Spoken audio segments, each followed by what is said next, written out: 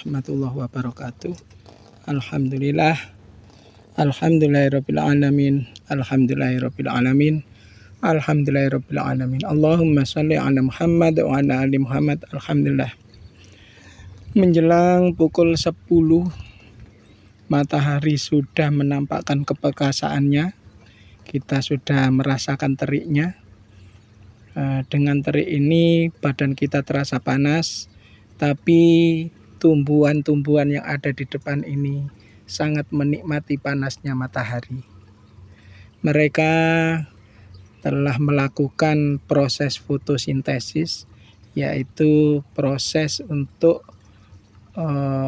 penyediaan makanan nutrisi kepada tubuhnya dengan cara menyerap dari akar, dibawa ke batang, dibawa ke atas daun.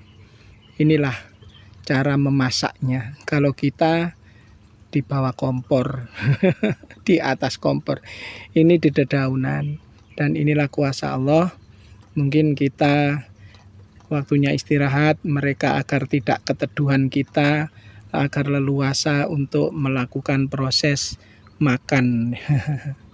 Alhamdulillah kita segera pulang pukul 10. Kita persiapan untuk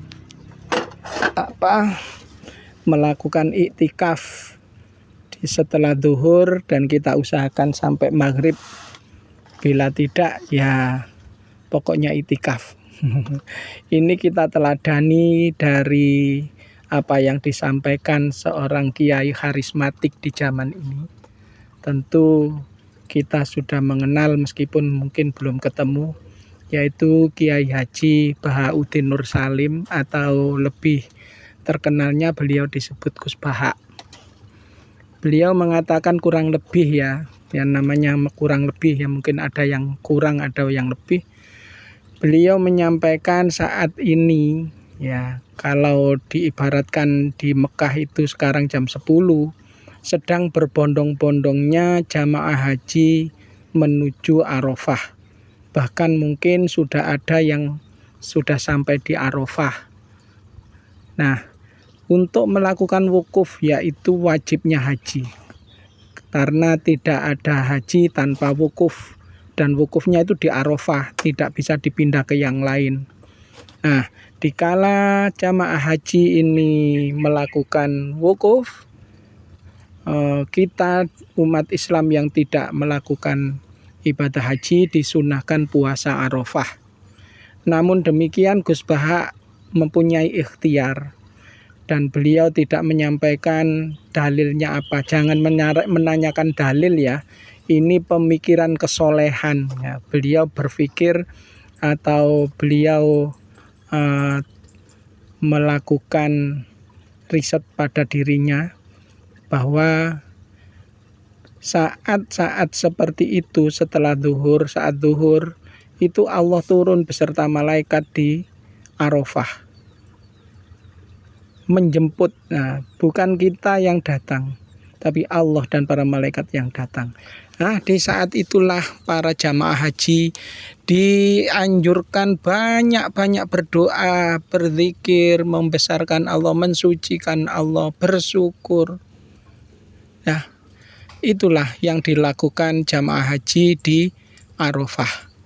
Beliau kemudian berpikiran, kalau kita yang tidak haji hanya puasa kemudian tidur-tiduran saja, maka itu kurang keren.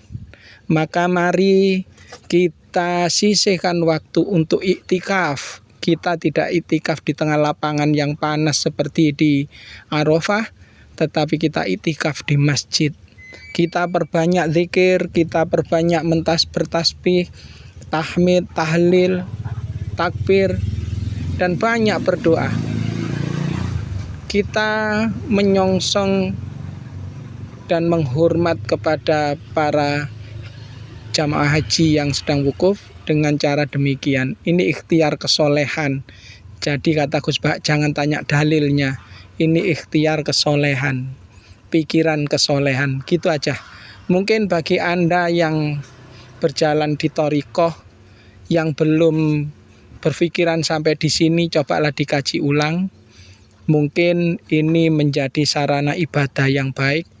Memang tidak ada anjuran seperti malam qadar yang kita diperintah untuk menyongsongnya di 10 malam terakhir di bulan Ramadan. Dengan cara itulah Gus Bahak berpikiran bahwa Dzulhijjah saat wukuf itulah mustajabat doa. Kenapa kita tidak melakukan itu? Nah, kemudian Gus Bahak melakukan di setelah sholat zuhur. Kemudian berpikiran beliau, loh kalau ini saya melakukan di sini ba'da zuhur, loh di Arafah kan belum. Nah, di Arafah itu belum, selisih 4 jam ya, 6 jam ya. Nah, di sana kan belum. Nah, kemudian beliau tetap itikaf, kemudian berpikiran, berarti itikafnya setelah maghrib, di mana di sana itu sudah ba'dal sholat zuhur. Maka beliau itikaf saat itu. Kemudian berpikiran, loh kok gini. Akhirnya beliau menetapkan kita mengikuti waktu di mana kita bertempat. Jadi kalau ba'dal zuhur di sana, itu di sini ba'dal maghrib, maka kita melakukannya lebih awal. Ba'dal zuhur di sana mungkin sholat duha ya. Di sana mungkin sholat duha atau sholat subuh.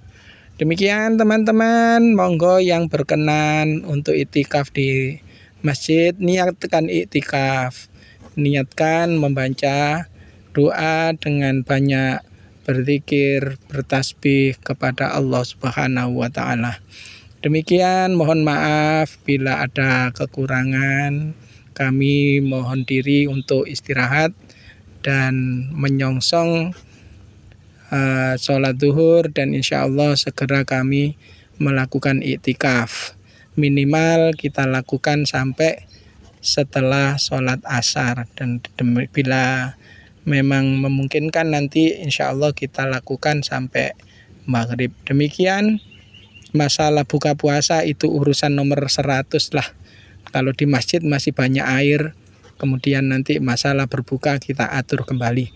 Demikian, terima kasih dan mohon maaf. Selamat berjuang. Kalau di semangatnya para pemuda itu fastabiqul khairat, ayo kita berlomba-lomba untuk berbuat yang terbaik. Demikian, mohon maaf. Assalamualaikum warahmatullahi wabarakatuh.